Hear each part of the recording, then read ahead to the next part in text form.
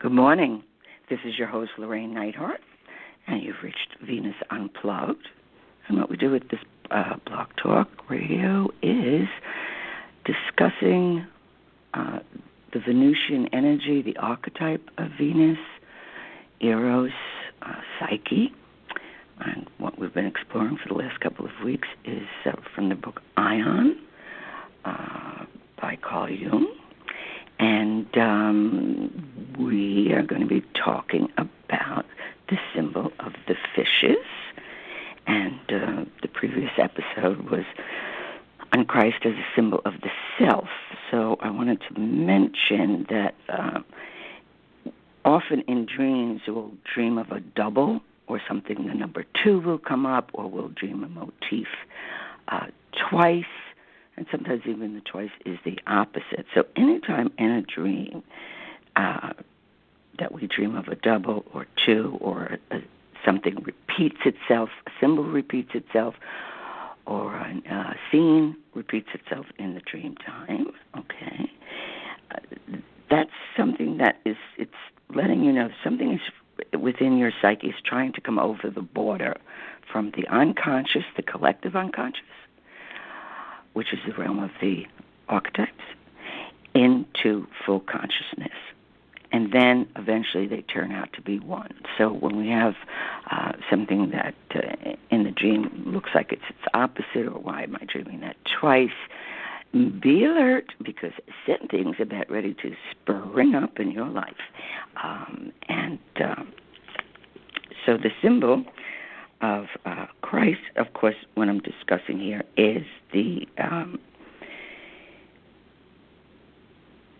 not necessarily the historical figure of Christ, but the figure of the symbol of Christ as the symbol of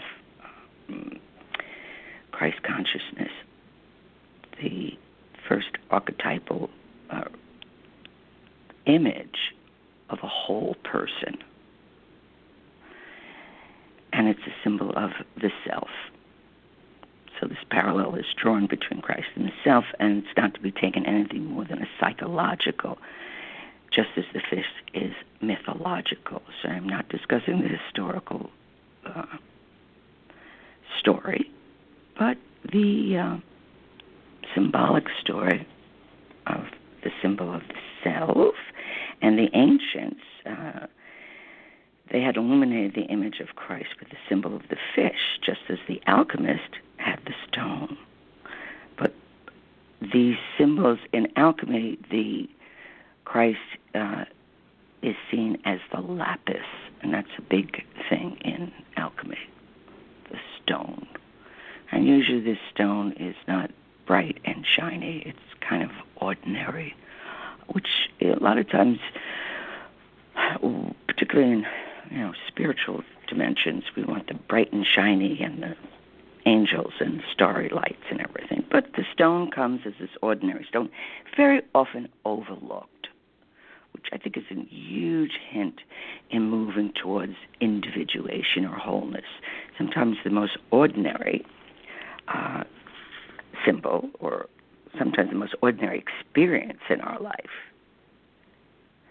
it just doesn't, it's kind of brown, beige, it's not really shiny. But pay attention, because if it's disturbing or it's moving or it's questioning, it has one question, like, what was that about, right? Take the hint, search further. Now, this work of individuation it's a lifelong work. We're always exploring and becoming. And why I'm choosing this particular book, AION, by Jung, is because I think it's really one of his most important works, because he really goes into the importance of what's called the tension of the opposites. And this is what's also going on in our world. What are the opposites that are happening in our personal lives? Now, if we don't take the hint symbolically and do the inner work, it is going to show up in your life in a rather rude manner. Because when psyche wants to be seen, recognized, communicated with, just plain respected, we disregard that, the only other option is to show up in our life in some whacked out experience or an illness or a nightmares or relationships go hooey and all that kind of stuff. So that's why shit happens in our life. It is to wake us up. It's not persecution. It's the pain of awakening. So if we ask, why does this keep on happening? We need to look a little deeper to the symbolic meaning, or where is there an opposite going on in your life, so that you can make it conscious, because that is the drive of psyche, to become whole. So when we look at Christ as the archetype of the self, you see it's an active, the self is as the active ingredient, and that's why Christ is considered the symbol of the self. Not the only symbol of the self, but the one that's predominant in our Judeo-Christian world. So one must bear in mind the difference between perfection and completeness.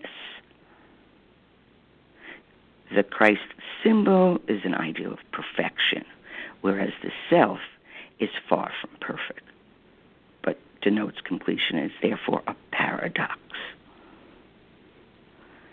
So when this archetype predominates, completeness is focused upon us against all our conscious striving. So it's kind of like we get mugged by the divine, and that is very important to understand, to not just fall down at the first task, or it's okay to get hysterical and it's okay to just react, but then after the first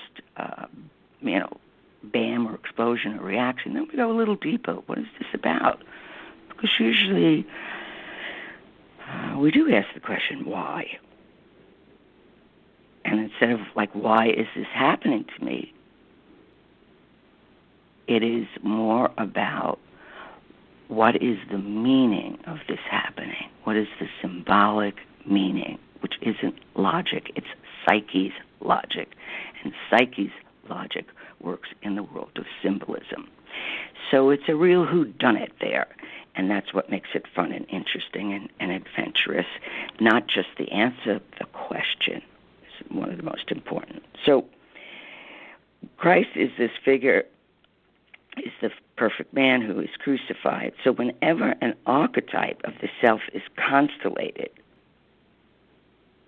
that means it's in our life, it's activated. Well, astrologers can see it as a conjunction or some aspect of our chart announces an archetype is about ready to enter, the planets being the archetypes. There is somewhat of a crucifixion. And the crucifixion is how we suffer the tension of the opposites. Just like in the cross, in the center of the cross is the place where the opposites, that's where the drama, where the play is, where the story is. Right? So this is very important to understand, because a lot of people are suffering. I don't think any more so than any time in evolution, but certainly we are asking questions.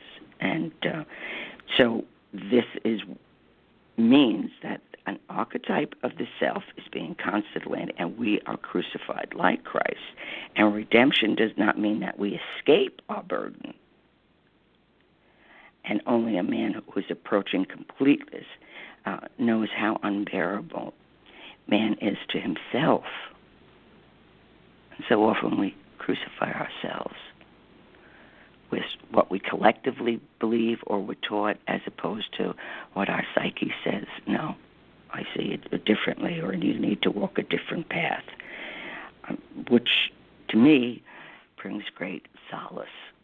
Suffering, but there's meaning in the suffering, and if there's meaning in the suffering, true meaning that helps us individuate, well, then it is worth it. It's not just crazy stuff happening in our life.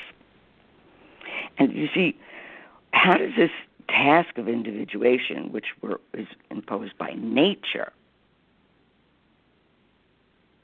not a spirit, but nature itself nature herself wants us to grow.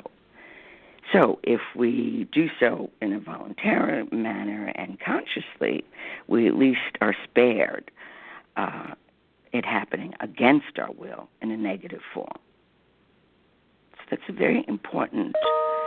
So if we're going to take a tour of duty in the underworld or drop into hell, take a ladder. The ladder is the consciousness that we can get ourselves out of. Otherwise, it's going to happen unconsciously. And then it's painful until we ask the question, what is occurring? What does my soul, what does psyche demand of me? Otherwise, it's way too painful and meaningless. So today, which is the biggest part, I think, of the Jungian work, today humanity, as never before, is split into apparently irreconcilable halves. The psychological rule says that when an inner situation is not made conscious, it happens outside as fate. And that is to say that the individual remains undivided and does not become conscious of his inner contradictions. And then the world must force kind of an act so that we act out the conflict and be torn into opposite halves, which is so much of what is happening in our world. So, yes, it's daunting, but if you take that little piece of yourself and say, okay, I'm going to work out my little piece of opposites here, it is so far-reaching, and that is basically what the work of Jung is about, is working that, taking our little part, and then being able to suffer the not knowing. You have to understand the ego, and we love the ego, but, we only get about 40 years out of it, and then the second adulthood in around 35 starts kicking in, and then the ego takes a lot of wounding because it is not the self. It is an aspect. But in the second adulthood, the self starts really coming through. Right? What does your soul need? So there are many stages to the process of individuation. Now, if we don't work it out, very often the conflict or the tension of the opposites will happen in the body. So we'll get all sorts of symptoms. And if we can then say, well, if this is part of my individual, it doesn't stop it from happening in the body, but very often, because the body and the soul are one, living, not separate, not abstractions, living. It's like, where is my soul telling me the story or suggesting what it is that I need to make conscious, along with doing the things that will heal us and help us and alleviate. But, that's humanity. If we don't feel the pain, very few people are going to say, well, gee, let me suffer today for, we usually wait for some event to happen in our life, and it always does. But if we take the attitude of, maybe this is a hint towards my individuation, and we have a very different attitude towards becoming whole. We pay a big price because the payoff is that big. Okay? So, the symbol of the fish, is one of the ancient symbols of Christ. So why the fish? The fish is the symbol par excellence of what takes us down into the unconscious, and all the symbols of Christ is perhaps the most meaningful in this respect. Or the story of Jonah and the whale, or the depth of the sea, and there are some mythological stories where the divine Neptune, and that archetype, there is a god at the center of the sea, and all these unusual and living beings, and it's all symbols of the unconscious, strange and unknowing.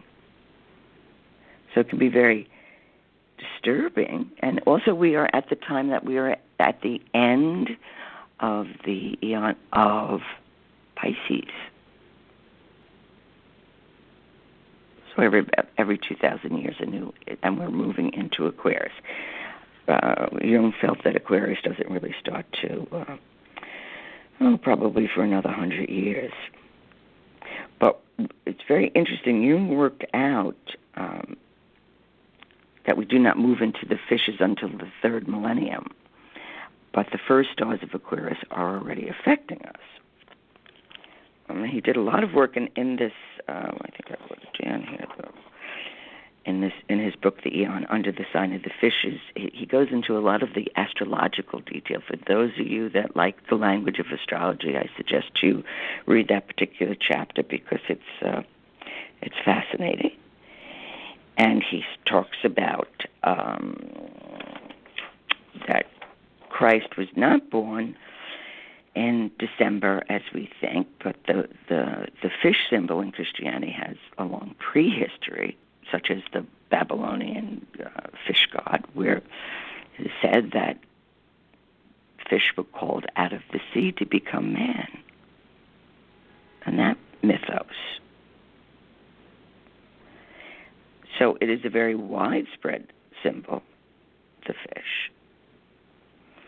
But here, and I'm going to read it, as it's such a widespread symbol, we need not be surprised as it's turning up in any time and any place, but its sudden activation and early identification with Christ leads one to suspect a further reason, which we find in astrology, and indeed, as in well-known, Christ was born as at the spring point between Aries, the ram, and Pisces, the fish.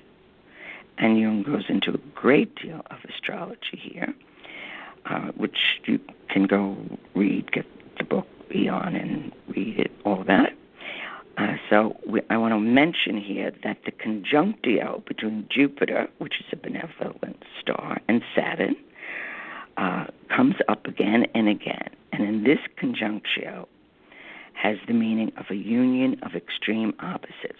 So for you that are involved in astrology, whenever you see that happening in a chart, pay attention, because that's where the opposites lie, and that is a huge symbol of the work you have before you. So in the year 7 BC, for instance, this famous conjunctio took place 3 times in the sign of the fishes, and this conjunctio was further qualified by the fact that Mars was in its opposite, which is particularly characteristic of Christianity, because Mars is the planet correlated with instincts. Jung says that if we accept Gerhardt's calculation, the sun was in the twins when Christ was born, which reminds one at once of the theme of the hostile brothers, especially in Egypt, Seth and Osiris. So the astrological predictions that were probably already known in antiquity all points to the double aspect. And one therefore understands how suitable the myth of Christ and the Antichrist must have seemed to the contemporary astrological intellect. So once again, I discussed this before, the opposites. If it's only the all-good God, where is the ungood God going to be acting out? In the world. That's how it's happening. So we can start to see this in a completely different way. We can see that this is a struggle for the opposites to be related to and understood, not just buried under the rug. And as Jung points out, there is some belief that Christ was a Gemini, which is makes sense in the sense of the twins, the opposites, shadow and light, because all of this the mythology, this always points, it hints at. It's never literal. If we just take it flat, it has no soul in it, it has no energy in it. So there we have it with Christ as the Gemini. Okay.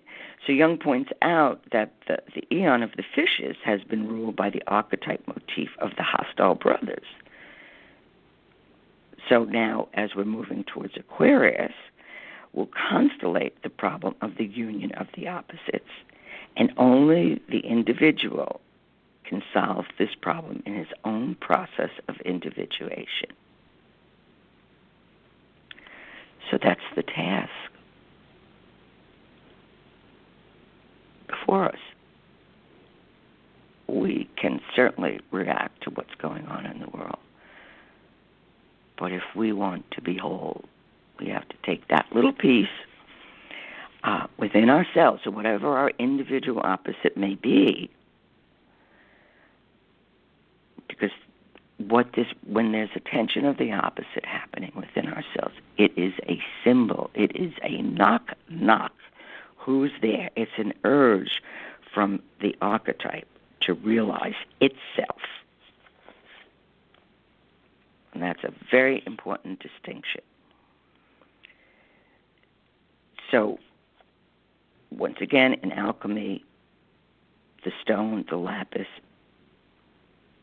is also Christ-ish.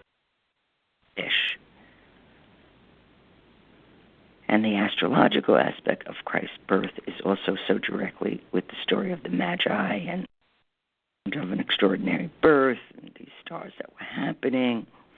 And so we, again, look at that as he was born as the first fish and died as the ram, symbolically. Now, if we look at images, let's say, of the fish eye, that's a symbol of a still unreal, come on, Llorraine, speak. Okay. The fish eye is a symbol of a still unrealized archetype of the self that comprehends spiritual and spirituality and matter in a single mercurial nature. And one of the ways that you can certainly understand tension of the opposites is in relationship of the anima and the animus. So in relationships, there's always this, where couples, they're crucifying one another. You know, you be the person that I saw, you know, the perfected person, and then I don't have to do the work of my own individuation process, and you can do it for me because you can carry my load, and that's when we are crucified on the cross of the anima and the animus. So this is another huge hint into what is happening in our life. What are we crucifying one another about? Whether it's male versus female, above versus below, whatever it may be, but this is probably one of the most obvious ways. Because the work of relationship, whether it be lovers, friends, frenemies, enemies, is all about individuation. We can see the mistake in the other, or worse, the holiness in the other, and then we think, well, okay, then I don't have to do the work because that person's going to do it for me. That's never going to work. It's never going to be, all right? So, you know, each person, it's our individual task, and if we're not taking up the task of individuation, which is in the woman, it's the animus. Where is the animus a positive figure, and where is it just opinionated and judgmental and unrelated? And within the man, you know, where is he not understanding that the anima, which is the holy woman within, and that the women in his life, certain, not ones who are possessed by their animus, but they can, Jung knew this part excellent. Jung was surrounded by women, and he became illuminated in a lot of theories and concepts that he had when he would discuss this with women, because he became animated. That's where we get the word animated, anima from. The feminine animates the world, the inner world of the man, and gets inspired. Now, if we don't feel that and we think, well, it's the girls' team and the boys' team, well, we're all going to stay cyclopses with one eye. But if we recognize, and there are certain, females that tremendously inspire the male consciousness, and men that help women become whole. But these are inner figures first, and in our relationships, we need to understand we want the beloved to be perfect, or the Christ figure, or the individual one, so that we don't have to do the work, and then we start that battle. And that has been going on way too long in the history of humanity. So by just looking at that, where am I pointing the finger? What is that? How do I perceive? And if the opposite says, no, I'm not going to do the work for you, or no, I can't do the work for you, and they're right, they can't. They can help in ways that they can help, but they cannot do the work of individuation. You have to be crucified on your own cross of opposites within in order to become whole. That's why we have art. That's why we have literature.